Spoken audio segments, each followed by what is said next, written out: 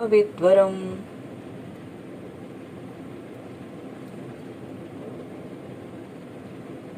श्रीमद आचार्य शंकराचार्य यांच्या जयंती उत्सवात जमलेल्या सगळ्या साधकांना प्रणिपात करते आणि या अद्वैत महोत्सवात आपलं सर्वांचं अत्यंत मनपूर्वक स्वागत करते. चिंतनाचा विषय आहे ज्ञानोपलब्धी अर्थात विवेक चूडामणी, जो तत्वज्ञानातला अत्यंत उत्कृष्ट असा ग्रंथ आहे. ह्या ग्रंथातील ज्ञानोपलब्धी नावाचा जो एक साधनेतला जो एक महत्वाचा टप्पा या ठिकाणी आचार्याने सांगितला, त्याच्यावर आपलं सध्या भाष्य सुरू आहे. आता इतकी सुंदर पद्धतीने साधनेची साखळी ही आचार्यांनी या ठिकाणी दिलेली आहे आणि अगदी साधकाला व्यवस्थितपणे समजावून सांगतात की ह्या देहामध्ये आल्यानंतर, मनुष्य देह प्राप्त झाल्यानंतर साधनेच्या माध्यमातून तुला स्वरूपाची प्राप्ती करायची आणि ही स्वरूपाची प्राप्ती करायची जर असेल तर काहीतरी तुला स्वतःला करावं लागेल. तुझ्यावर ईश्वर कृपा होईल, तुझ्यावर गुरुकृपा होईल, शास्त्रकृपाही होईल, परंतु हे सगळं झाल्यानंतर आत्मकृपाहून आत्मसंतुष्ट होणं हे तुझं काम आहे, ही तुझी जबाबदारी आहे आणि ही जबाबदारी ज्याची त्याला पार पाडावी लागेल. कारण भूक जर मला लागली आहे तर जेवावं मलाच लागेल, माझ्या ऐवजी कोणी जेवून चालणार नाही आणि माझी भूक पण त्याच्यामुळे मिटणार नाही. आता असं जर आहे तर मग या साधनेची मार्ग कोणती किंवा ही साधना करावी कशी? साधनांची पण काही साधन असतील. आत्मविद्येची साधन आहे, साधी सुधी साधना नाहीये. मग ही साधना जर करायची असेल तर सर्वात पहिला जो शंकराचार्यांनी आपल्याला उपदेश केलेला आहे तो म्हणजे ह्या इंद्रियाच्या माध्यमातून बाहेर जाणारे जे विषय आहेत त्या विषयांना लगाम घालणे, त्या विषयांना हे सगळे इंद्रिय जे विषय आपल्या ज्ञानेंद्रियातून हे सगळं जे मन आपलं बाहेर झेपावत आहे त्यावर अंकुश आणणे हे पहिली साधन आहे. आणि याचं महत्वाचं कारण असं होतं की मनाशी इंद्रिय निगडित असतात आणि इंद्रिय आणि मन हे दोघांशी निगडित असतात. मग असं जर आहे तर मग ही साधना जी करायची आहे तिची सुरुवात करायची कुठून? फार सुरेख प्रणाली याच्यात दिली की सर्वात पहिल्यांदा नियंत्रित करावं लागेल ते पहिल्यांदा माणसाचं मन. आणि माणसाचं जर मन नियंत्रित केलं तर जे इंद्रियाच्या मागे धावतं आहे आणि बाहेरच्या वस्तूंचा वेध घेत आहे, तो वेध घेणं जर थांबवलं, त्याला जर बाध केला तर निश्चितपणे त्या इंद्रियाची दिशा ही आता अंतरंगाकडे वळेल आणि मग अंतरंगाचा प्रवास हा सुरळीत होईल. सुंदर प्लॅनिंग आहे, नियोजनबद्धता अतिशय. मग आता हे करायचं कसं? तर त्या ठिकाणी एक छान प्रणाली सुद्धा आचार्यांनी सांगितली. मनोबुद्ध्यहंकार चित्तानि नाहम, मनोबुद्ध्यहंकार चित्तानि नाहम न च प्राणनेत्रे. संपूर्ण माझे ज्ञानेंद्रिय जे आहे, हे ज्ञानेंद्रिय, हे कर्मेंद्रिय हे मी नाही. कारण सिद्धांत आणि गृहीतक असं आहे, सिद्धांतच आहे की जे माझं आहे ते मी नाही. हा पहिला सिद्धांत आहे. दुसरा सिद्धांत आहे की मनुष्य या जगामध्ये दुःखी का आहे, तर त्याचं आयडेंटिफिकेशन हे चुकीचं झालेलं आहे. शरीराची देह तादात्म्यता आहे, मनाशी मन तादात्म्यता आहे, बुद्धीशी बुद्धी तादात्म्यता आहे आणि ह्या तादात्म्यामुळे मी देह आहे, मी मन आहे, मी बुद्धी आहे हे तो सगळं म्हणतो आणि त्याच्या मागे असणारं जे साक्षी तत्व आहे हे साक्षी तत्व तो विसरला. त्या साक्षी तत्वाचा त्याला विसर पडला आणि त्यामुळे हे सगळं फॉल्स आयडेंटिफिकेशन या ठिकाणी झालं. आता हे सगळं होत असताना आचार्य कुठपर्यंत नेतात आपल्याला की इंद्रियाच्या जे विषय आहेत त्या विषयापासून इंद्रियांना मागे खेचणे आणि हे इंद्रिय अशा मनाच्या स्वाधीन करणे की जे मन बुद्धीला अधीन झालंय. कारण शेवटी काय असतं ना की बुद्धीच्या अधीन जेव्हा मन होतं तेव्हा खरी योगाची प्रक्रिया सुरू होते. तोपर्यंत योग नाही होत. तोपर्यंत इंद्रिय योग होईल, सुखदुःख योग होईल, सगळे योग होते. पण ज्या योगाच्या माध्यमातून आत्मविद्येची प्राप्ती करायची आहे, तो योग जर घडायचा असेल तर पहिलं काम आहे की या मनाला बुद्धीच्या स्वाधीन करणे आणि त्याचबरोबर ती बुद्धी सुद्धा तयार करणे की मनाला आता तू हातात घे आणि लाव तिकडे. ह्या दोन्हीही क्रिया, आणि ह्या दोन्ही क्रिया जर सक्षमतेने घडल्या तर निश्चितपणे अध्यात्मविद्या ही आपल्याला सुलभ जाते. आत्मज्ञान नाही होणार, आत्मज्ञानाची प्राप्ती तरी होणार नाही, परंतु आत्मज्ञानासाठी जी क्वालिफिकेशन आहे की माझ्या मनाची शांतता, चित्ताची शुद्धता, जोपर्यंत चित्त शुद्ध होत नाही तत्व कळेल, सत्व कळेल, परंतु तत्वात मन स्थिर होणार नाही. हा एवढा सगळा भाग सांगितल्यावर मग आता हे करायचं कोणी? हे ज्याचं त्यानेच करायचं.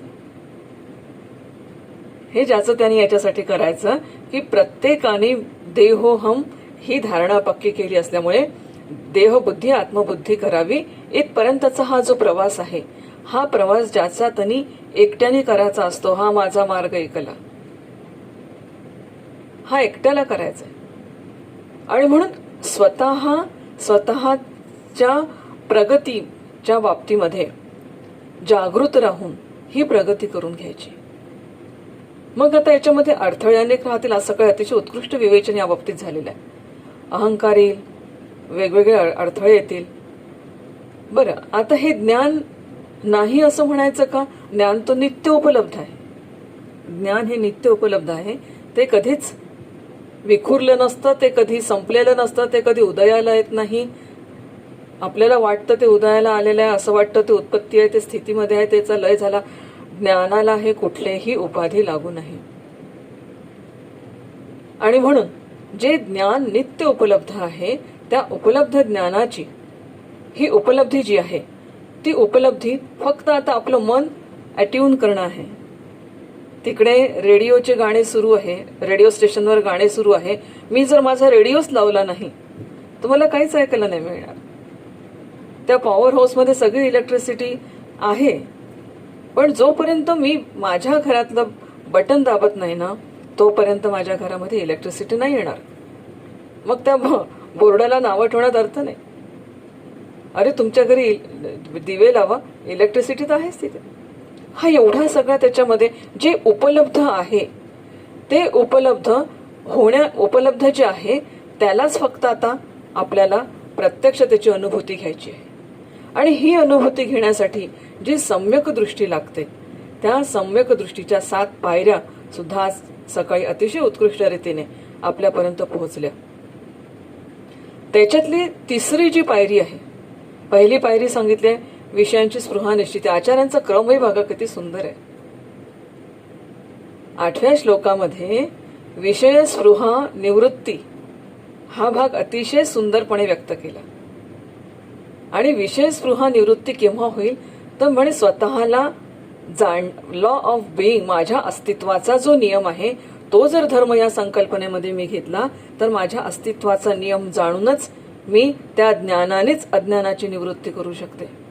आणि म्हणून विषय स्पृहा निवृत्ती आणि धर्मनिष्ठा आणि तिसरे निष्काम कर्म, इथपर्यंत आचार्यांनी आपल्याला आणून ठेवलं. आणि त्या ठिकाणी ते म्हणतात की आता योगावर आरूढ व्हावं लागेल, त्याच्याशिवाय ह्या साधना आता जमणार. तर योगावर आरूढ होणं म्हणजे काय? आजच्या संकल्पनेमध्ये योगा हा शब्द आपल्याला घ्यायचा नाही. योग त्याला म्हणतात की ज्या क्षणाला बुद्धी ही मन हे तयार होतं, बुद्धीला सरेंडर होतं, तेथे मन आणि बुद्धीचे ऐक्य पाहिजे. ज्या वेळेस मन आणि बुद्धीचं ऐक्य होतं आणि बुद्धी ही अलगद मनाला ओढून घेते आणि ती लावते तत्वाच्या ठिकाणी, त्याच वेळेस योग घडला असं म्हणावं लागेल. मग आता इथे या ठिकाणी म्हटलेलं आहे त्याचा पुढचा जो श्लोक आहे त्या पुढच्या श्लोकाची महत्वाची संकल्पना आहे संन्यस्य सर्व कर्माणि. संन्यस्य सर्व कर्माणि भवबंध विमुक्ते यतंत पंडित यत्तंता पंडितै धीर्ये आत्माभ्यासी उपस्थिते. महत्वाची संकल्पना याच्यामध्ये संन्यास सर्व कर्माणी. सर्व कर्माचा संन्यास घेऊनच आत्मतत्वाचा पुनर्शोध घेता येतो, असा त्याचा शब्दशः अर्थ केला तर होईल. पण महत्वाची जी संकल्पना आहे ती संकल्पना आहे आत्मतत्वाचा पुनर्शोध. आणि हा आत्मतत्वाचा पुनर्शोध घ्यायचा असेल तर निश्चितपणे माझं जे मन आहे, जे इंद्रियांच्या माध्यमातून विषयांकडे धाव घेतं आणि त्यातून कर्माची उत्पत्ती होते. कर्मच त्याला म्हणतात की जे कर्म हेतुक असो किंवा निर्हेतुक असो, इंद्रियांच्या माध्यमातून जे प्रगट होतं आणि इंद्रियांच्या माध्यमातून जे घडतं त्याला आपण म्हणतो कर्म.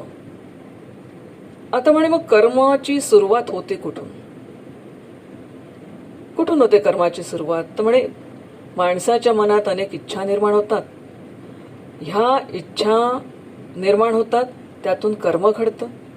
एक साखळी दिली पुन्हा कर्माच्या बाबतची. कारण कुठलाही विषय समजून घ्यायचा असेल तर पुन्हा एक सिद्धांत लक्षात घ्यावा लागतो, नो द सिस्टीम. आता नो द सिस्टीम असेल तर मला कर्म सिस्टीम समजून घ्यावी लागेल. कर्माची सिस्टीम काय आहे ते समजून घेतल्याशिवाय ह्या कर्मापासून विरक्ती कशी घ्यायची किंवा कर्मापासून स्वतःला डिटॅच कसं करायचं हे समजणार नाही. म्हणून यासाठी नो द सिस्टीम, ही कर्म सिस्टीम आपल्याला समजून घ्यावी लागेल. कार्मिक जे सिस्टीम आहे ही आपल्याला समजून घ्यावी लागेल.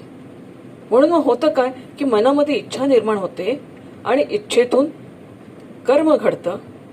ह्या कर्माचं जे परिणिती आहे त्या परिणितीमुळे मला अनुकूल किंवा प्रतिकूल अशी फळं मिळतात. मग अनुकूल नियम सुखम, प्रतिकूल नियम दुःखम. अनुकूल फळ मिळालं तर आनंद वाटतो, प्रतिकूल फळ मिळालं तर दुःख होतं. आणि मग हे चक्र अशा पद्धतीने सुरू राहतं की मग सतत फलभोग मिळाला की मग हे सगळं सुख दुःख या सगळ्या चक्रामध्ये माणूस फसून एक दिवस मृत्यू होणार. आणि मग मृत्यू झाल्यानंतर पुन्हा ज्या मनामध्ये ज्या आयुष्यभर वासना आलाय, जन्म घेणे लागे वासनेच्या संगे पुन्हा पुन्हा पुन्हा तो जन्म मृत्यूचा चक्र सुरू राहतो. मग हे का घडतं? हे याच्यासाठी घडतं की जे जे कर्म मी करतो त्या त्या कर्मामध्ये माझं एक सकामता त्या कर्मामध्ये असते. प्रत्येक कर्म मी काहीतरी हेतूने करतो. निर्हेतुक कर्म आपण नाही करत. काहीतरी मंदिरात जाऊ तर काहीतरी नारळच फोडू, काहीतरी मला पगारच मिळू दे, मला पैसेच मिळू दे, माझं घरच होऊ दे, माझे लग्नच होऊ दे, मुलं बाळ. काय इतकी छान कथा सांगायची आमच्या स्वामीजी की एक राजा होता, भिकारी होता, भिकारी. आणि त्या भिकाऱ्याला राजा बनवलं. आणि तो राजा बनल्यानंतर जेव्हा त्याची हत्तीवरून मिरवणूक काढण्यात आली आणि त्या मिरवणुकीवर लोक असे फेकायला लागले पैसे, चिल्लर पैसे. राजाची मूळ वृत्ती नाही गेली. तो राजा झाला, त्याला एवढं सगळं त्रिलोकाचं साम्राज्य त्याच्याकडे आलं, परंतु त्याची मूळ वृत्ती गेली नाही. कारण की आयुष्यभर मला राज्यपद मिळू दे यासाठी जी सकामता होती ती त्या पद्धतीने त्याला राज्य मिळालं, परंतु मूळ वृत्ती न गेल्यामुळे जे चिल्लर समोर पडलेले राहिले ते उचलण्यात त्याचा सगळा वेळ गेला. शेवटी लोकांनी सांगितलं की महाराज तुम्ही आता राजे झालेले आहात, नका ती चिल्लर उचलू तुम्ही.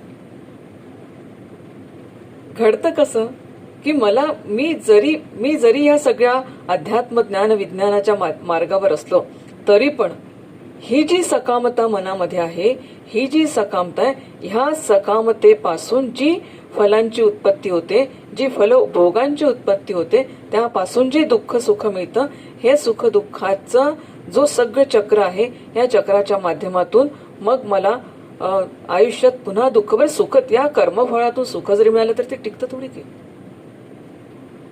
मुलबाळ होऊ दे, कर्म केलं, मूल झालं, आता ते चांगलं राहिलं पाहिजे, आता ते सगळं त्याचं व्यवस्थित झालं पाहिजे, त्याच्यासाठी पुन्हा व्रतवैकल्य सुरू होतात, पुन्हा सकामता सुरू होते, मग पुन्हा त्याच्यात काहीतरी गडबड होते, मग पुन्हा काहीतरी व्रतवैकल्य. हे संपत नाही, न संपणारी आहे. म्हणून त्या ते फळ सुखाच्या रूपात मिळो तरीही दुःख आहे, आणि दुःखाच्या रूपात मिळालं तर दुःख आहेच. मग आता त्याच्यावर उपाय काय? मग आता काय कर्मच करायचं नाही का? कर्मापासून संन्यास घ्यायचा का? दोनच उपाय असू शकतात.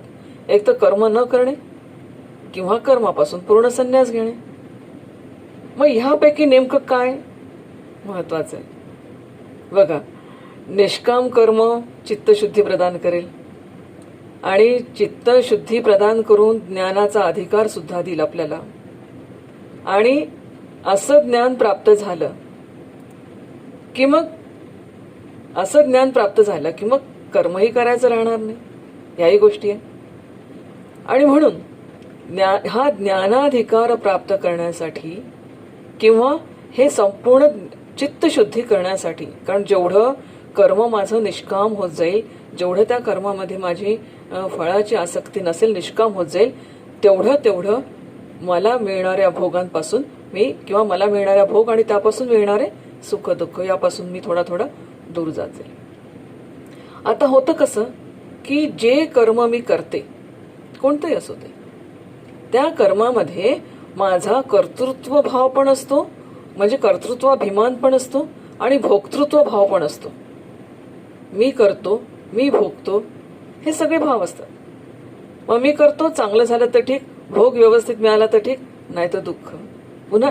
पुन्हा त्याच माणूस थकत नाही. हे सगळं करून माणूस थकत नाही.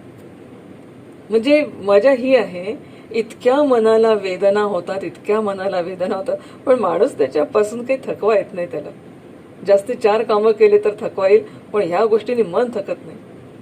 आणि म्हणून म्हटलं जातं की mind is essence of all things. सगळ्या संतांनी प्रशिक्षण मनाला दिले. समर्थ तर म्हणजे मनाला ते इतके गोंजारतात, मना सज्जना नको रे मना, इतके छान पद्धतीने समजवतात ते मनाला. सगळे संस्कार जर ह्या मनावर केले तर तिथून किती सगळ्या गोष्टींची सुरुवात त्या ठिकाणापासून कशी होते. पण मग आता पुन्हा विचार येतो की नो द सिस्टीम. आपल्याला सिस्टीमचा विचार करावाच लागेल की मग कर्म म्हणजे काय. काही प्रश्न येतात त्याच्यामध्ये की कर्म म्हणजे काय आहे, कर्म हे किती प्रकारचे असतात, कोणतं कर्म केलं पाहिजे, का केलं पाहिजे, कशासाठी केलं पाहिजे, ते करत असताना नेमकी माझ्या मनाची अवस्था कशी असावी, हे सगळे प्रश्न त्या ठिकाणी येतात. म्हणून मग आता ह्या इंद्रियांच्या माध्यमातून जर झालेली जरी मनाची अभिव्यक्ती असेल तर कर्म म्हणजे ब्रह्मांडाच्या स्तरावर कर्माचा विचार केला तर शुद्ध ब्रह्माच्या ठिकाणी मायेच्या योगाने होणारा जो विश्वोत्पत्तीचा प्रसार आहे त्याला आपण कर्मच म्हटलं जातं. जे पिंडी ते ब्रह्मांडी, हा जर विचार केला. पण मग आता आपण पहिल्यांदा आपल्या पुस्तकात उद्धर्याद आत्मानत्मानम स्वतःचा विचार करून जर आता कर्माचे प्रकार म्हटले तर माझ्या कर्माचे प्रकार किती आहे, याबद्दल सगळ्यांचा अभ्यास खूप छान झालेला आहे. निश्चितपणे कर्माच्या प्रकारांमध्ये विहित कर्म आहे, जी मला शास्त्राने सांगितली. जी कर्म मला करायला सांगितली ती माझी विहित कर्म आहे, म्हणजे डूज. दुसरे डोंट्स निषिद्ध कर्म, की जी करू नये. पण नेमकी जी करू नये ते शरीर म्हणतं कर, निषिद्ध कर्म. नित्य कर्म आहे, रोज स्नान संध्या आदी या सगळ्या गोष्टी आपल्याला कराव्याच लागतात. काही नैमित्तिक कर्म आहे, ज्याच्यामध्ये काही पूजा अर्चा आहे, काही यज्ञ याग, असं नैमित्तिक कर्म निमित्ताने होणार. काही कर्म ही काम्य असतात, ज्याच्यामध्ये आपण सकामता ठेवून ती कर्म करतो. की उदाहरणार्थ मला चांगलं पास कर रे बाबा, मला पैसा मिळू दे रे बाबा, मला चांगलं घर दार माझं सगळं होऊ दे, तब्येत चांगली राहू दे. सगळ्या गोष्टींसाठी जे आम्ही करतो ते काम्य कर्म. काहीतरी त्याच्यात कामना असते. असं केलं तर असं होऊ दे, तसं केलं तर तसं होऊ दे, ही कामना मनात ठेवून ईश्वरालाही सोडत नाही आपण. सगळ्यांना ते करतो, ईश्वराला नाही सोडत की देवा हे तुला देतो 1 रुपयाचं 10 रुपयाचं नारळ, पण मला लाखोची लॉटरी लागू दे, त्याला सुद्धा नाही सोडत. म्हणून मग हे जे आहे की काम्य कर्म. नंतर येतं प्रायश्चित्त कर्म. प्रायश्चित्त कर्म कसं असतं की काही एखादं निषिद्ध कर्म मी केलं आहे, त्याच्यावर त्या कर्माचा दोष दूर व्हावा म्हणून केलेलं कर्म. आपण विचार करतोय नो द सिस्टीम, कर्म सिस्टीम आपल्याला जाणून घेतली की मग तिथून कर्मापासून तर नैष्कर्म्यापर्यंतचा जो प्रवास आहे त्याला साधना असं म्हटलेलं आहे. पण कर्मापासून नैष्कर्म्यापर्यंत जाण्यासाठी ह्या कर्माच्या संन्यास मार्गातून किंवा कर्म संन्यास मार्गातून जावं लागतं. ह्या मार्गाने गेलो नाही तर नैष्कर्म्यापर्यंत आपण नाही पोहोचणार. म्हणून इंद्रियांचा विचार झाल्यानंतर आता येतो इंद्रियांच्या माध्यमातून कर्मेंद्रियांच्या माध्यमातून घडणाऱ्या कर्मांचा. मग ती कर्म झाली, एवढे 6 प्रकारची कर्म आहे. बरं, आता त्याच्यामध्ये आणखीन 3 कर्मांचा विचार प्राधान्यक्रमाने केला जातो तत्वज्ञानाच्या अभ्यासाच्या दृष्टिकोनातून. आणि ती कर्म आहे, पहिलं म्हणजे क्रियामाण, जे वर्तमानात सुरू आहे. आज मी जे कर्म करतोय ते क्रियमाण कर्म आहे. मग ते कायिक असेल, वाचिक असेल, मानसिक असेल, कोणतंही असेल, ते झालं क्रियमाण कर्म. आणि हे क्रियमाण कर्म करण्याचं स्वातंत्र्य मला आहे. मी आज वर्तमानामध्ये कोणतं कर्म करावं याचं मला पूर्ण स्वातंत्र्य आहे. माझ्यावर कुणाचंही त्याच्याबद्दल बंधन नाही. यथा मना तथा कर्मा. दुसरं जे आहे ते प्रारब्ध कर्म. आपण म्हणतो ना, प्रारब्धात असेल तसं होईल. माझं प्रारब्ध कर्म म्हणजे माझा जो कर्मसाठा आहे त्या कर्मसाठ्यातून या देहामध्ये मला भोगण्यासाठी मिळालेलं माझी शिल्लक अमाऊंट. बँकेमध्ये मी अमाऊंट टाकली, 1,00,000 रुपये अमाऊंट टाकली, पुढच्या महिन्यात मला त्यातली काढायची आहे, त्यातलाच हिस्सा मला मिळेल, त्याच्यापेक्षा जास्त मला मिळू शकत नाही. जेवढा टाकला तेवढाच मिळेल, जे टाकलाय तेच मिळेल. लॉकरमध्ये मी कोळसे भरले आणि गेल्यावर त्या बँक मॅनेजरला म्हटलं की साहेब कोळसे आहेत त्याच्यामध्ये. ते मला म्हणतील मॅडम तुम्हीच टाकले असतील, मला काय माहित. तुम्ही जे टाकलं ते तुम्हाला मिळेल. तुम्ही सोनं नाणं टाकलं असतं, तुम्ही जर काही दागिने टाकले असतं तर तुम्हाला मिळाले असते. ते तुम्ही नाही टाकलं, तुम्ही कोळसा टाकला, कोळसा घेऊन जा. जे तुम्ही तिथे ठेवला ते प्रारब्ध. मग माझ्या कर्मसाठ्यातून जे मला प्राप्त होतं या जन्मामध्ये, आणि ती देह म्हणजे तो देहही मिळतो मला आणि ती परिस्थिती पण मिळते. परिस्थिती सुद्धा प्रारब्धामुळे मिळते. मग ती प्रारब्धामुळे मिळाली आहे म्हणून त्या परिस्थितीशी झगडण्यापेक्षा त्या परिस्थितीला स्वीकारणं ह्याच्यात पुरुषार्थ आहे.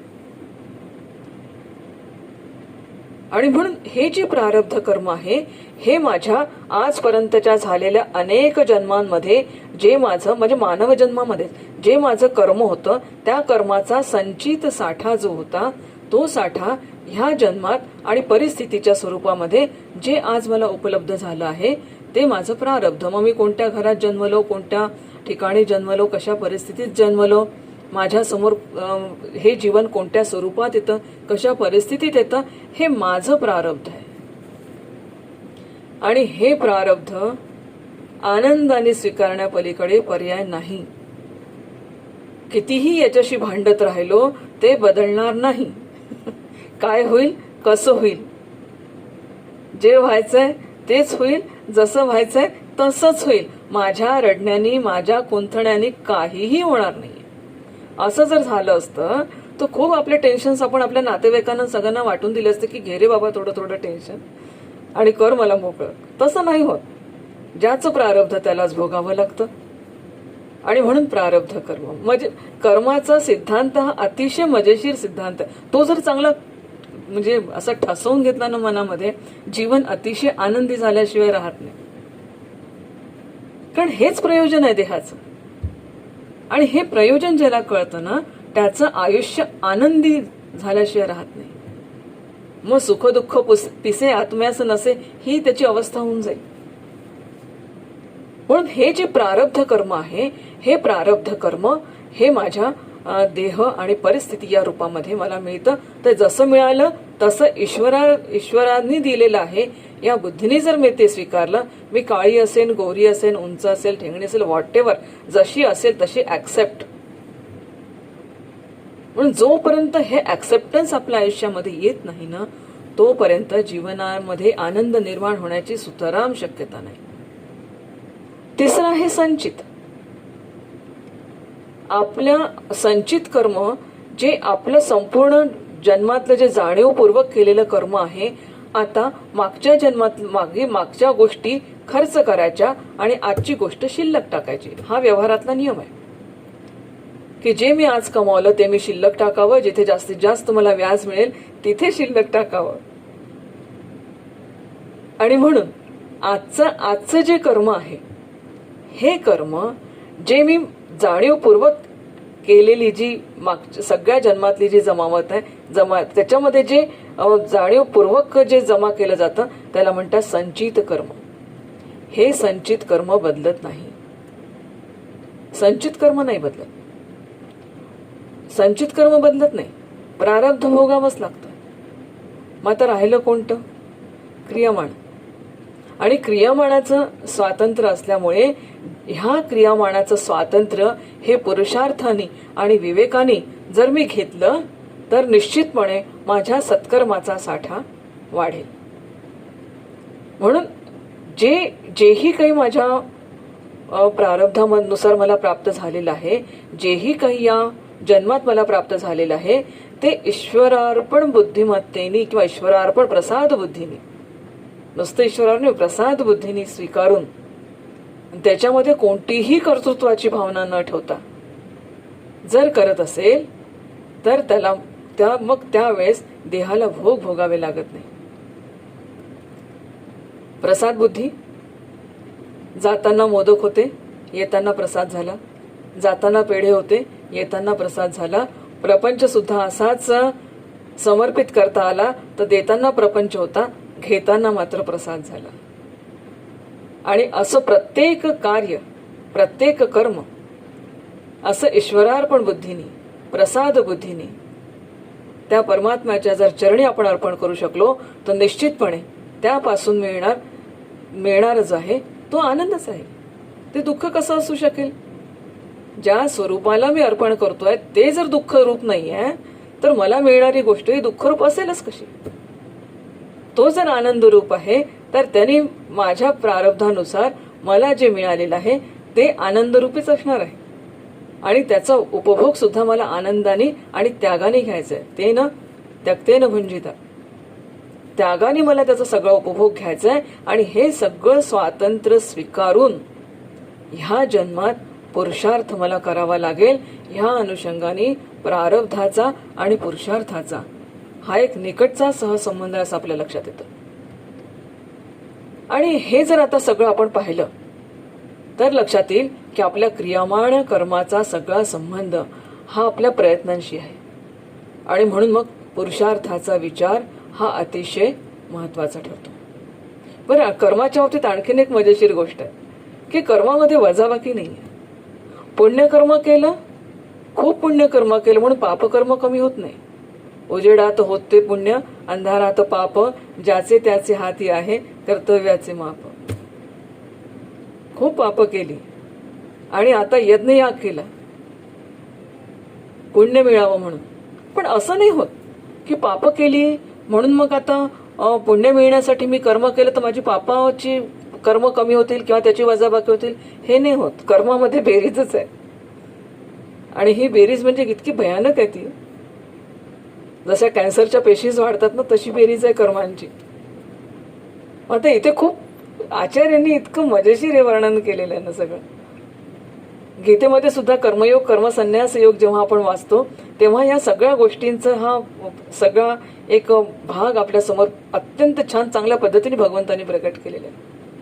म्हणून ह्या जन्माचं जे प्रारब्ध आहे, हे प्रारब्ध रडत रडत, शब्द खूप छान आहे, रडत कुढत भोगण्यापेक्षा हे मला भोगून संपवावं लागेल.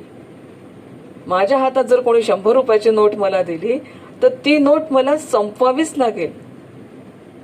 आणि ती संपवून पुन्हा नव्याने काही निर्मिती मला त्या ठिकाणी करावी लागेल. म्हणून मग हे जे प्रारब्ध आहे, हे प्रारब्ध अत्यंत आनंदाने भोगून, कारण माझ्या हातात तेवढंच आहे, प्रारब्ध अत्यंत आनंदाने भोगून स्वीकारून, त्याला आहे तसं स्वीकारणं, स्पष्ट अगदी, त्याच्यात कॉम्प्रोमाइजच नाही, अशा पद्धतीने स्पष्टपणे स्वीकारून हे प्रारब्ध मला भोगावं लागेल. आता मी करतो, मी भोगतो, ही जी जीवाची धारणा आहे, याच्यामुळे जे दुःख होतं, त्या दुःखाच्या बाबतीमध्ये मग या ठिकाणी भगवंतांनी अशा कर्माच्या किंवा हे जे कर्माच्या बाबतीतलं जे अज्ञान आहे, मी करतो आणि मी भोगतो, हे अज्ञान निवृत्ती करावी लागेल. अर्थात अज्ञानाची निवृत्ती ज्ञानानेच होईल. पण ह्या अज्ञान निवृत्तीसाठी एक चित्ताची शुद्धता, जमीन तयार होईल, त्या ठिकाणी नांगरणी होईल. आता आहे ना, जून महिन्यामध्ये नांगरणी पेरणी होईल, त्याच्यासाठी सगळ्या शेतकऱ्यांनी आपल्या जमिनी तयार ठेवलेल्या आहेत. ही नांगरणी आणि पेरणी होण्यासाठी मी करता नाही, मी भोगता नाही, ही वृत्ती दृढ करणं हे अतिशय महत्वाचं आहे. म्हणून मग या ठिकाणी नित्यकर्म करावीच लागतात आणि विहित कर्म सुद्धा करावीच लागतात. परंतु विहित कर्म करत असताना कुठल्याही प्रकारची फळाची आशा न ठेवता कर्म कर, असं भगवंतांनी कर्मयोगामध्ये आपल्याला सांगितलंय. आणि आधीच सांगितलं, योग म्हणजे काय, तेथे मन आणि बुद्धीचे ऐक्य पाहिजे. आता या ठिकाणी मनाला कळलं कर्म म्हणजे काय. आता मन तयार झालं बुद्धीच्या ठिकाणी सरेंडर व्हायला. आणि कर्मामुळे आणखीन एक गोष्ट घडते की कर्माची जी फळं असतात ना, ती 4 प्रकारची फळं सांगितली.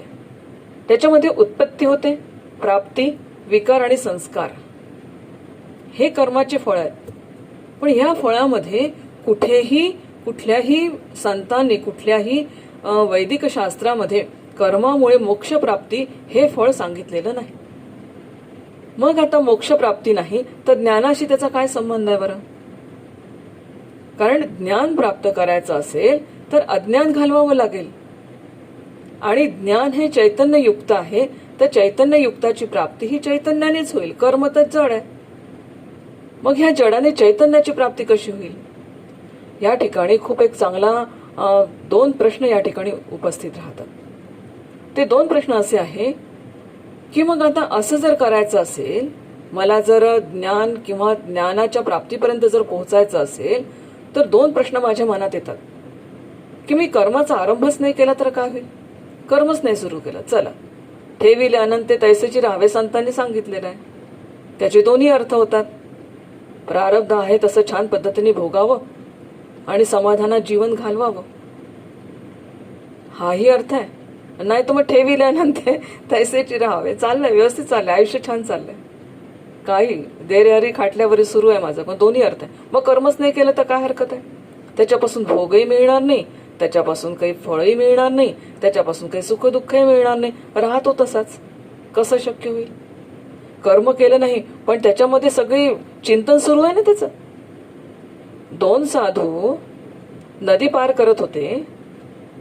एक तरुण सुंदर स्त्री आली आणि म्हणाली, मला सुद्धा ही नदी पार करायची आहे. ईश्वर कोणत्या रूपात येईल आणि परीक्षा घेईल सांगू नाही शकत. त्यातला वृद्ध साधू म्हणतो की नाही, मी तर माझं ब्रह्मचर्य स्वीकारलेलं आहे, मी संन्यासी आहे, मी तुला माझ्या सोबत किंवा तुला माझ्या खांद्यावर धरून मी नेऊ नाही शकत. पण तरुण साधू म्हणतो, मी घेऊन जाऊ शकतो, चल बैस माझ्या खांद्यावर, चल घेऊन जातो. तिला नेऊन पोहोचवून देतात तिथे, ती निघून पण जाते. पण जो वृद्ध साधू आहे तो कायम त्या चिंतनात राहतो की अरे हा तर संन्यासी आहे, याने कसं काय नेलं तिला, मग तो का नाही नेलं? तू चिंतनात राहिला, तो कर्म करून मोकळा पण झाला, त्यातून तो त्याच्यात लिप्त नाही राहिला. म्हणून मग मी कर्मच आरंभ केलं नाही तर काय होईल? असं नाही होणार. कर्म जर आरंभ केलं नाही आणि इंद्रियाला संयमित केलं तर ते निष्काम नाही होत. कारण त्या ठिकाणी माझं मन आणि त्या मनाच्या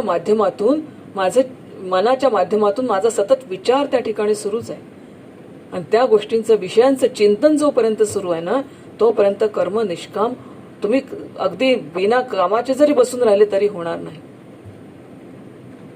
पण मग आता दुसरं आहे की जे कर्म आहे ते कर्म मी केलं, परंतु त्या कर्माचा मी संन्यास पण केला. मग आता मला कर्मही केलं सोडून पण दिलं, त्याच्या माध्यमातून मला काही होईल का? की कर्माची जी ज्ञानरहित संन्यास आहे, कर्माचा ज्ञानरहित संन्यास, एक तर कर्मच न करणे, दुसऱ्या कर्माचा ज्ञानविरहित संन्यास. ज्ञानविरहित म्हणजे की कर्म तर करायचं आहे, परंतु आज माझा उपास आहे, मला आज जेवायचं नाही, आज निर्जला माझा उपास आहे, दिवसभर लक्ष खाण्यात पण राहत आहे, पिण्यात पण राहत आहे, ज्ञानरहित संन्यास जर त्या कर्माचा घेतला तर त्यापासून मला म्हणजे मी स्वतः याला कर्माच्या बाबतीत हे कर्म निष्काम होऊ नाही शकत. मग ह्याच्यावर उपाय काय आहे? तर याच्यावर उपाय हा आहे की जे कर्म घडत आहे ते कर्म, त्या कर्माचा साक्षी जो आहे तो साक्षी कोण आहे ही बाब महत्वाची ठरते. ह्या कर्माचा जो साक्षी आहे तो कोण आहे? ज्या वेळेला आपण कर्म करत नाही त्यावेळेला आपलं मन बुद्धी कार्यरत असतं, बरोबर आहे? ज्या वेळेला मी कर्म करत नाही त्यावेळेला आपलं मन बुद्धी कार्यरत असतं, आणि जेव्हा मी कर्म करतो तेव्हा मीच त्या कर्माचा साक्षी असतो. किती मजेशीर गोष्ट आहे. आपण कर्म करीत नाही तेव्हा मनबुद्धी आपलं काम करीत असते, आणि मी म्हणजे मन नाही, मी म्हणजे बुद्धी नाही, म्हणजे मी कर्म जरी करत नसलो तरी माझ्या कर्माला पाहणारा तो साक्षी आहे. आणि जेव्हा मी कर्म करतो तेव्हा सुद्धा त्याला बघणारा साक्षीच आहे. कारण मी जरी माझ्या कर्माला बघतो म्हटलं तरी मी म्हणजे देह नाही, मी म्हणजे मन नाही, मी म्हणजे बुद्धी नाही, ही आचार्यांनी घडी बसवून दिली आपल्याला. किती आता झाली थोडीशी गडबड की कर्म करायचंही नाही, कर्माचा संन्यास घेऊन जाणीवपूर्वक अज्ञानाचा संन्यास घेऊन सुद्धा कर्म. आता करायचं नेमकं काय करायचं हा जर विचार आला तर मग ही कर्म करायची कशी? आता आपण या ठिकाणी मूळ मुद्द्यावर असं येतो की कर्म करायची कशी. तर संन्यस्य सर्व कर्माणी, नो द सिस्टीम. त्याच्यानंतर मग आता यूज द सिस्टीम. कळलं आपल्याला सगळं कर्माबद्दलचे विचार कळले, क्रियमाण कळलं, प्रारब्ध कळलं, संचित कळलं, सगळ्या प्रकारचे कर्म, काम्य विहित, सगळी निषिद्ध कर्म, हे सगळं कळलं, सिस्टीम कळली. आता how to use the system, ही कशी यूज करायची? छान उपदेश सार मध्ये रमण महर्षींनी म्हटलेलं आहे की ईश्वरार्पितम नेच्छयाकृतम चित्तशोधकम मुक्तिसाधकम. जर कर्म करायचं असेल तर याच्यामध्ये ईश्वरार्पण बुद्धी असणं गरजेचं आहे. 2 प्रकारचे विचार सांगितले त्या ठिकाणी. उच्च कर्माचे 2 विचार सांगितले की ईश्वरार्पितम नेच्छयाकृतम चित्तशोधकम मुक्तिसाधकम. मयि सर्वाणि कर्माणि संन्यास अध्यात्मचेतसः निराशी निर्ममो भूत्वा युद्धस्त्वं विगतज्वरः. कोणतंही कर्म करायचं कृष्णार्पण वस्तू. मग कोणतंही कर्म, प्रत्येक काम हे ईश्वरा तू माझ्याकडून करून घेतोयस, तुझे कारणी देह माझा पडावा, तुझे कारणी देह माझा पडावा, हा भाव प्रत्येक ठिकाणी असायला हवा. माझं जे कर्म आहे ह्या कर्माचा प्रेरक ईश्वर आहे, मी नाही आहे. ह्या कर्माचा प्रेरक जर ईश्वर असेल तर मी त्याचा सेवक आहे, मी त्याचा सेवक आहे. आणि जेही आता माझ्या वाट्याला जे कर्म आलेलं आहे हे कर्म त्या ईश्वराने माझ्या वाट्याला दिलेलं कर्म असल्यामुळे आणि ईश्वराला मी माऊली म्हणत असल्यामुळे माऊली माझ्यासाठी वाईट विचार करू शकत नाही. आई माझ्यासाठी वाईट विचार नाही करू शकत, कधीच नाही करणार. मग आई करणार नाही, मग ईश्वराला जर मी माऊली म्हटलं तर ते कशी करेल माझ्यासाठी वाईट विचार? God has better plan for me. माझ्यासाठी त्या ईश्वराजवळ कायम एक चांगला प्लॅन रेडी असतो, फक्त तो मला दिसत नाही. आपल्या जीवनाची ब्ल्यूप्रिंट रेडी आहे, आपल्याला माहित नाही म्हणून बरं आहे. माहित झालं असतं तर गडबड झाली असती. Blueprint is ready. ही जर ब्ल्यूप्रिंट रेडी आहे तर मग आता करायचं काय? म्हणून ही ब्ल्यूप्रिंट जर रेडी आहे तर एवढंच करायचं की do the best and leave the rest to the god. ईश्वरार्पितम नेच्छयम कृता चित्तशोधकम मुक्तिसाधकम. अशा ईश्वरार्पण बुद्धीनी, आता इथे ईश्वरार्पण मन नाही म्हटलं, ईश्वरार्पण बुद्धी. कारण आता इंद्रियांपासून मन हे इंद्रियांपासून थोडंसं वेगळं होऊन इंद्रियांसकट आता ते कुठेतरी बुद्धीला शरण गेलेलं आहे. आणि म्हणून ईश्वरार्पण बुद्धी हा इथे शब्द आहे. ह्या ईश्वरार्पण बुद्धीने जेव्हा आपण कर्म करतो, हे कर्म चित्त शुद्ध होण्यासाठी कारणीभूत ठरतं. आणि असं शुद्ध झालेलं चित्त हे मुक्ती मिळवण्यासाठी सहाय्यभूत ठरतं. जोपर्यंत पाणी खळखळ खळखळ वाहतं ना, तोपर्यंत चंद्राचं प्रतिबिंब त्यात पडत नाही. एकदा पाणी शांत झालं की चंद्राचं प्रतिबिंबही त्याच्यामध्ये सुंदर पडतं. मनाचं तसंच आहे. जोपर्यंत खळबळ खळबळ खळबळ आहे तोपर्यंत सद्विचारांचं प्रतिबिंब मनामध्ये पडणार नाही.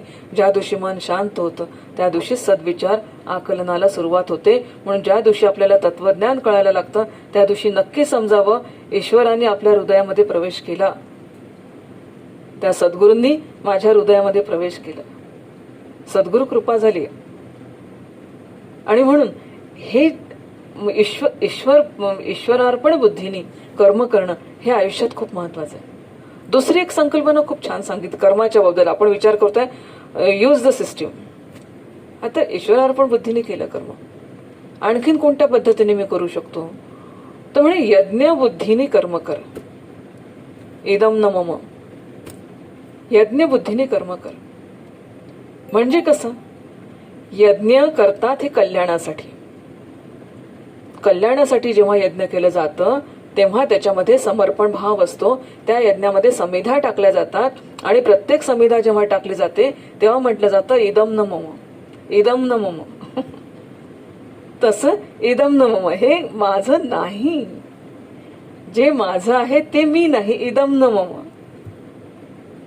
म्हणून हा जो भाव आहे, यज्ञ बुद्धी जी आहे, या यज्ञ बुद्धीनी हे जर आपण कर्म केलं तर त्यामुळे आपल्या मनाला, आता मन तिथे नाहीच आहे, मन तर समर्पित झालं बुद्धीला, झालं ना, ते योग लागला. आता इथे योग लागला. ज्या क्षणाला मन हे बुद्धीला समर्पित झालं, ज्या क्षणाला बुद्धीने मनाला घेऊन घेतलं आपल्या ताब्यामध्ये, त्या क्षणाला योग क्रिया प्रारंभ झाली. हे आहे योगावर आरूढ होणं. हेच इथे आता योगावर आरूढ होण्याची प्रक्रिया सुरू होते. सगळ्या प्रकारचे स्किल्स जे सगळे दिसतात हे सगळे स्किल्स आहेत. ही स्किल्स अडॉप्ट केली की मग घोड्यावर बसण्याचं स्किल अडॉप्ट केल्याशिवाय घोड्यावर बसता येत नाही, गाडीचं स्किल अडॉप्ट केल्याशिवाय बाईकवर आरूढ होता येत नाही.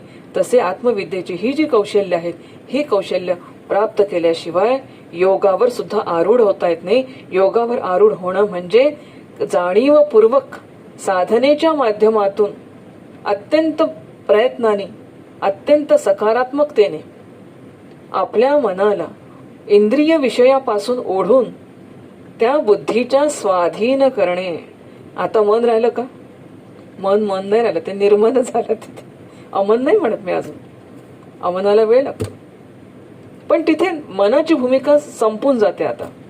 आता सगळं जो नियंत्रण आहे ना, तो निश्चयात्मका बुद्धीचा नियंत्रण संपूर्ण कर्मावर येतो. आणि मग तिथे ही ईश्वरार्पण बुद्धी सुरू होते. आणि मग तिथे ही यज्ञ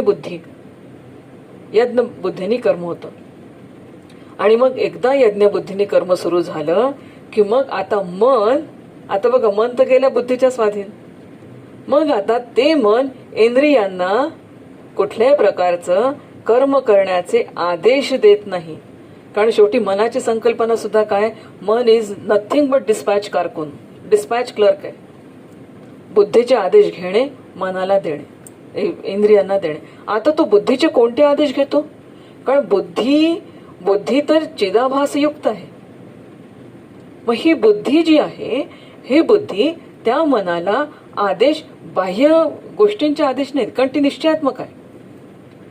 आणि असं जे मन आहे, हे मन आता बुद्धीचे जेव्हा आदेश मानायला लागतं तेव्हा इंद्रियाधीन कर्म आपोआप कमी होतात. किती इतका सुंदर विचार आहे हा. या विचाराचं फक्त एक use the system. He system जर खरंच मला छान म्हणजे सद्गुरूंच्या मार्गदर्शनाने ही सिस्टीम जर आपण पाहिली ना, अतिशय आनंदाची अशी होऊन जाते. म्हणून मग तू मनसा नियम करी निश्चय होयांतरी मग कर्मेंद्रिय व्यापारी वर्त तू सुखे. आता या ठिकाणी मन जेव्हा बुद्धीच्या अधीन झालं, इंद्रियांना जेव्हा कोणत्याही प्रकारचे विषयासक्त होण्याचे आदेश त्या ठिकाणी नाही, त्या ठिकाणी कोणते दुःख आणि कोणते सुख मानावे बरं. मग आता विचार येतो की सगळं मान्य आहे, हे सगळं तात्विक दृष्ट्या आपल्याला पटलं, पण मग ही कर्म करायची कशी? ही यज्ञ भावनेने कर्म करायची कशी? आता कर्म करायची तर ज्ञानकुंड पाहिजे, अग्निकुंड पाहिजे, त्याच्यात घालायला समिधा पाहिजे. हे तर सगळं बाह्य कर्म आहे. तुम्ही तर सांगून राहिले इंद्रियाचं, स्वतःच्या बाबतीत सांगून. आता कसं करायचं? आपल्याला इथे करायचं की उद्धरेद आत्मनात्मानम, आणि उद्धरेद आत्मनात्मानम ही मूलभूत संकल्पना घेऊन आता योगारूढ, आपण कर्माच्या योगावर आरूढ होताना ह्या सगळ्या गोष्टी कशा फॉलो कराव्या? मग यज्ञ बुद्धीने जर मला कर्म करायचं असेल तर मला काही यज्ञकुंड तयार करावे लागतात आणि माझ्याजवळ मला समिधाही ठेवाव्या लागतात. पण मजेशीर संकल्पना ही. आणि ही जर म्हणजे यूज द सिस्टीम ह्या याच्यात जर आपण आणली ना, तर एक एक आपणच आपल्यापासून वेगळा राहून स्वतःला पाहण्याची एक, ज्याला आपण म्हणतो की आपण आरशात स्वतःला पाहतो, परंतु स्वतःपासून दूर होऊनच स्वतःला पाहण्याची क्षमता आणण्याची ताकद या विचारांमध्ये. म्हणून मग ज्ञानेंद्रिय जी आहेत माझी, जी भरकटात आहे, आता त्याच्या पहिल्यांदा समिधा करू आपण. ह्या समिधा कशात टाकायच्या? तर म्हणे या समिधा टाका संयम रूपी अग्नीला अर्पण करा. सुंदर विवेचन आहे. ज्ञानेंद्रियांच्या समिधा या संयम रूपी अग्नीला समर्पित करा. मग ज्ञानेंद्रिय आणि कर्मेंद्रियांचे विषय आहे, टप्प्याटप्प्याने जाऊ.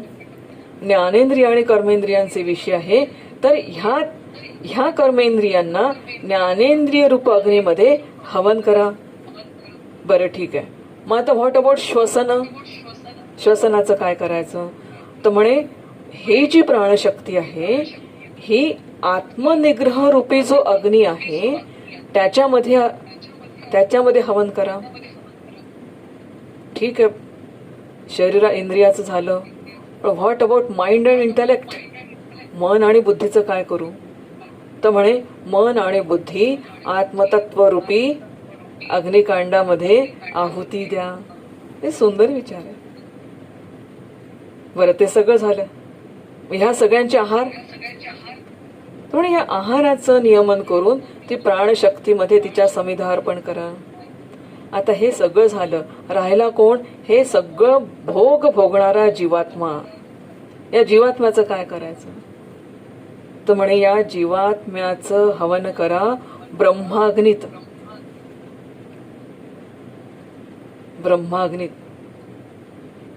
मग राहिलं अज्ञान. आता जीवाचं तर गेलं, पण अज्ञानाचं काय करू? तर म्हणे मग अज्ञानाचं हवन ज्ञानाच्या अग्नीत करा. एक टप्प्याटप्प्याने ही साधना जेव्हा वर जाते ना, मग तेव्हा अनुभव येईल ब्रह्मार्पणम ब्रह्महवी ब्रह्माग्नो ब्रह्मणा होतम ब्रह्मैव तेन गंतव्यम ब्रह्मकर्म समाधीना. किती आतापर्यंत म्हणजे समिधा वेगळ्या होत्या, अग्नकुंड वेगवेगळी होती. आता या ठिकाणी जेव्हा जीवात्म्याचं या ब्रह्माग्नीमध्ये हवन केलं तेव्हा असं लक्षात आलं की अर्पण देवता ब्रह्म, हवन द्रव्य ब्रह्म, अग्नी हाही ब्रह्मरूप, यज्ञकर्ता हाही ब्रह्मरूप, आहुती ती पण ब्रह्मरूप, कर्म समाधी तेही ब्रह्म, कर्माच्या ठिकाणी ब्रह्म. ही जी यज्ञ बुद्धी आहे कर्मातली. म्हणून जेव्हा हा श्लोक फार सगळीकडे म्हटला जातो, ब्रह्मार्पणं ब्रह्म हवै ब्रह्माग्नो ब्रह्मणाहुतं ब्रह्मैव तेन गंतव्यम ब्रह्मकर्म समाहिता. आता ह्या यज्ञ बुद्धीने जेव्हा कर्म केलं जातं किंवा त्याच्यानंतर जी आत्मतृप्ती येते, त्या आत्मतृप्तीने मग कुठल्याही प्रकारचा एक दोष कर्माचा लागत नाही. कारण आता या ठिकाणी काय घडलं?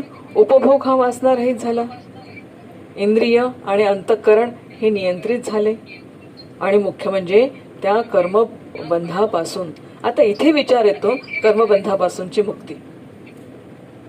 पण मन हे बुद्धीला समर्पित झालं, उच्च ध्येयाशी समर्पित होण्यासाठी ते बुद्धीशी समर्पित झालं. आणि म्हणून जे यज्ञ भावनेने किंवा यज्ञ बुद्धीने जे कर्म केलं जातं, मग आता त्याच्यात आता कुठे आलं फळ? जेव्हा म्हणजे सगळं ईश्वर, सगळी देवता, हवन सगळं जेव्हा जिथे ब्रह्मस्वरूप आलं, जिथे चैतन्य आलं, आता इथे कुठे आलं फळ कर्माचं? मग असा जो योगयुक्त कर्म करतो साधक, हा योगयुक्त कर्म हा ईश्वरार्पण बुद्धीने, यज्ञ बुद्धीने आणि फलासक्त विरहित अशा पद्धतीने तो कर्म करतो. आणि ही जी बुद्धियुक्त अंतःकरण आहे, ह्या बुद्धियुक्त अंतःकरणाने जे कर्म केलं जातं त्या कर्माला बंधन लागत नाही. आता हे सर्व जरी खरं आहे, कर्मजं बुद्धियुक्ताहि फलं त्यक्त्वा मनीषिणं जन्मबंध विनिर्मुक्ता पद्म गच्छन्त नामय.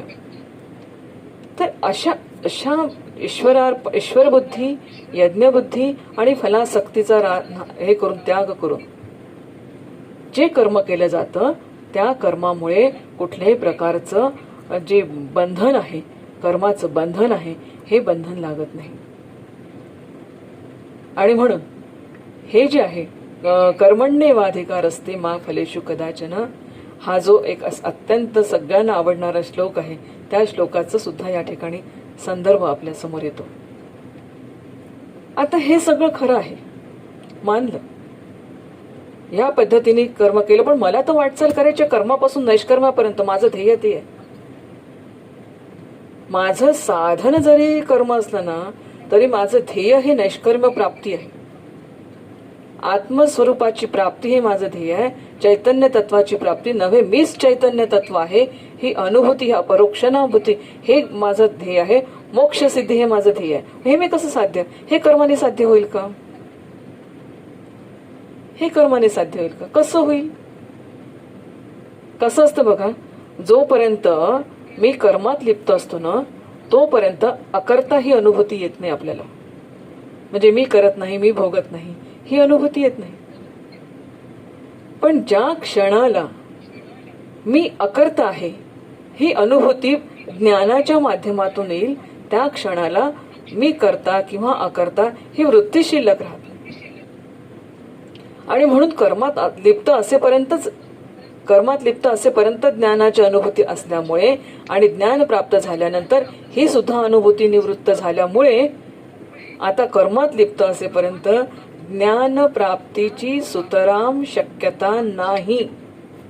There is no possibilities. नाही म्हणजे नाही.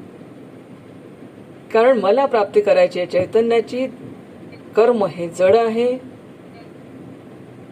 आता ज्या ज्ञानामुळे अज्ञानाची निवृत्ती झाली, ते जे ज्ञान आहे ते चेतनयुक्त ज्ञान असल्यामुळे आणि कर्म हे जड असल्यामुळे कर्म त्या ज्ञानाला स्पर्श सुद्धा करू शकत नाही.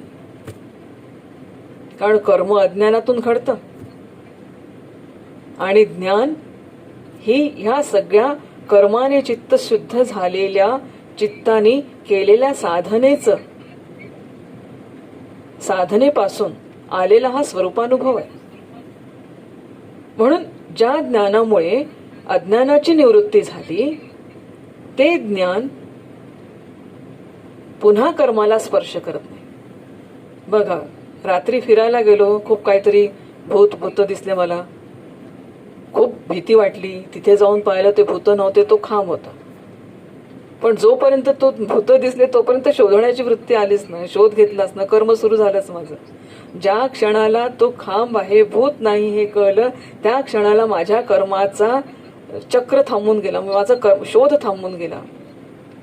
साप ज्या क्षणाला मला कळला, त्या क्षणाला तिथे मला दोरीवर मी सतत साप आहे असं म्हणत होती, पण ज्या क्षणाला मला तो साप आहे हे कळलं, त्या क्षणाला आता शोध संपला. म्हणून ही जी विद्या आणि अविद्या आहे ना, तिची अविद्या जी आहे ह्या अविद्या निवृत्तीसाठी कर्म हे साधन होऊ शकत नाही. याचं महत्वाचं कारण की सर्वसामान्य जी कर्म असतात ती देहाशी निगडित आहे. आणि सिद्धांत असा आहे की जे माझं आहे ते मी नाही, देह माझा आहे मी देह नाही, इंद्रिय माझे आहे मी इंद्रिय नाही, मन माझं आहे मी मन नाही, बुद्धी माझी आहे ते मी नाही. मग जे माझं नाही त्याच्याशी निगडित असणाऱ्या गोष्टी ह्या सत्य असतीलच कशा? ह्या तर सगळे जड आहेत. आणि मला तर आत्मज्ञान हवं आहे ज्या ठिकाणी देहभाव हा नाहीच आहे. देहबुद्धी ते आत्मबुद्धी, कर्म टू निष्कर्म, देहबुद्धी टू आत्मबुद्धी, अध्यारोप टू अध्यारोप टू अध्यस्त. हा जो सगळा प्रवास आहे हा सगळा प्रवास चित्तशुद्धी झाल्यानंतर सद्गुरूंना शरण जाऊन त्यांच्याकडून महावाक्याचा उपदेश घेऊनच साध्य होऊ शकते. कारण सद्गुरूच मला माझ्या समोर माझ्या स्वरूपाचा आरसा देतात आणि हे तू आहेस बघ, स्पष्ट देतात आरसा एकदम. फक्त त्या आरशात पाहून मी कोण आहे हे जाणून घेण्याची क्षमता ज्याची त्याची आहे. म्हणून मग हा सिद्धांत पक्का होतो की कर्माने ज्ञान प्राप्त होत नाही. कारण याचं महत्वाचं कारण आहे की कर्मामध्ये आणि ज्ञानामध्ये साध्य आणि साधन हा संबंध नाही. साध्य माझं जर आत्मतत्वाची प्राप्ती असेल, मला जर ब्रह्मतत्वाची प्राप्ती करून घ्यायची असेल तर त्याच्यासाठी साधन कर्म होऊ शकत नाही. कर्माने एक माइलस्टोन मला प्राप्त होईल चित्तशुद्धीचा, पण जे मला प्राप्त होईल ते प्राप्त झाल्यानंतर तिथे ज्ञान नाही प्राप्त होणार. म्हणून हा जो संबंध आहे हा चैतन्ययुक्त साध्य आहे आणि अचेतनाच्या माध्यमातून ते साध्य होणार नाही. साधन जड आहे, साध्य चैतन्ययुक्त आहे. म्हणून ह्या जड साधनांनी चैतन्य साध्य प्राप्त होऊ शकत नाही. Not possible. हा साधन साध्य संबंध नाही. नंतर दुसरी गोष्ट अंगांगी सुद्धा संबंध नाहीये. ह्या सगळ्या फक्त माझ्या ज्ञान मार्गावर जाण्यासाठी मला मिळालेले क्वालिफिकेशन्स आहेत. आणि हे क्वालिफिकेशन्स ज्याचे त्यालाच प्राप्त करावे लागतील. हे क्वालिफिकेशन्स स्वतःलाच ती परीक्षा उत्तीर्ण करावी लागेल, स्वतःलाच पेपर सोडवावा लागेल आणि स्वतःलाच ती परीक्षा पास व्हावी लागेल. रामा तुझे काय उत्तीर्ण व्हावे, हा भाव एकदा मनात दृढ झाला ना तर मग मी जे कर्म करतोय ते इदम न मम ही दृष्टी त्याच्यामध्ये निर्माण होईल. आणि ही एकदा दृष्टी निर्माण झाली की मग सर्व मार्गांनी चित्ताला शांती मिळेल. आता इथे चित्त शांतीसाठी ह्या ठिकाणी चित्त शांतीची प्रक्रिया झाली, इथे चित्त शांती होईल. आचार्यांनी छान साखळी दिली आहे. आधी सांगितलं साधनेची इतकी सुंदर साखळी आपल्याला याच्यात सापडते की हे सगळं ज्ञान उपलब्ध आहे, पण ते प्राप्त करून घेण्याची जबाबदारी माझी आहे. जगामध्ये ब्रह्म दिसे उघडे, नाना परी कपडे जगामध्ये ब्रह्म दिसे उघडे. सोनं म्हणजे दागिने अनेक असतील, सुवर्ण एक आहे, कपडे अनेक असतील, धागा एक आहे, पाणी भरपूर आहे, जलतत्व एक आहे, माती म्हणजे घट अनेक असतील, माती तत्व एकच आहे, सूर्याची किरण घरामध्ये खूप येत असतील पण सूर्य एकच आहे. हा सगळा विचार करत असताना आता या ठिकाणी जेव्हा माझी इंद्रिय विषयाच्या माध्यमातून जी बाहेर जात होती ना, त्या इंद्रियांवर आता मनाने पूर्ण होल्ड घेतला आणि ह्या मनाला बुद्धीने आता स्वतःकडे घेतलं. आणि हे मन आता जे आतापर्यंत बहिर्मुख विचार करत होतं आता ते थोडं अंतर्मुखतेकडे गेलं आणि त्याला बुद्धीने धरल्यामुळे तिथे आता योग कर्माचा योग तिथे सिद्ध होतो. मग आता ह्या कर्मातून मला कर्म अकर्म ह्या सुद्धा संकल्पना कळणं महत्वाचं असतं. आणि ह्या कर्माच्या अशा प्रकारच्या कर्माच्या माध्यमातून मला शांती मिळेल, पण भ्रांती नाही जाणार. शांती मिळण्याची गॅरंटी दिलीच आहे आचार्यांनी दिली आहे. सगळ्या प्रकारच्या वेदांत तत्वज्ञानाने ह्या चित्त शुद्धीतून शांतीची गॅरंटी दिली आहे. पण पुढचा भाग महत्वाचा आहे. शांती मिळेल पण भ्रांती नाही जाणार. भ्रांती जर जायची असेल तर ज्या देहाला, ज्या जगाला सत्य मी मानलं, ज्या देहाला, ज्या जगाला मी सत्य मानलं, ती भ्रांती दूर झाल्याशिवाय मला जगताचं, आत्म्याचं सत्यत्व, मिथ्यत्व या गोष्टी नाही कळणार. मग हे जर व्हायचं असेल तर आता चित्त शुद्ध होणं हे गरजेचं आहे. आणि ह्या अशा कर्माच्या पद्धतीने कर्माच्या माध्यमातून, कर्मसन्यासाच्या माध्यमातून, त्या कर्मामधला जी आसक्ती आहे त्याच्या माध्यमातून, त्या आसक्ती सोडण्याच्या माध्यमातून, नंतर ईश्वरार्पण बुद्धी कर्मातून, यज्ञ बुद्धीच्या माध्यमातून हा भाग आपल्याला सहज साध्य होऊ शकतो. आणि म्हणून ही भ्रांती जर जायची असेल तर आत्मवस्तूचा शोध लागेल. तो विवेकाच्या साह्याने आणि विवेकाच्या साधनेने. आणि तो कसा लागेल पुढच्या सत्रामध्ये. ओम पूर्णमद पूर्णमिदं पूर्णात् पूर्णमुदच्यते पूर्णस्य पूर्णमादाय पूर्णमेवावशिष्यते. ओम शांती शांती शांती. हरि ओम. श्री गुरुभ्यो नमः. हरि ओम.